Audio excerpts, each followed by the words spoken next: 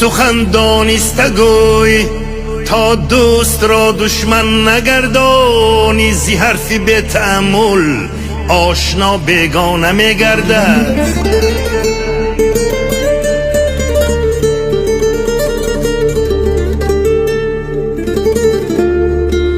سخن را بر کسی گوی رسد بر قدر گفتارت، دلت را بر کسی بگشا که داند فعل و رفتارت.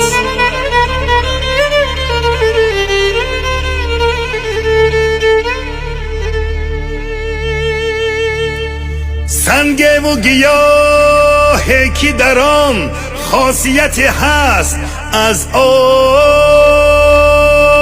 آدمی به که از او منفعت نیست.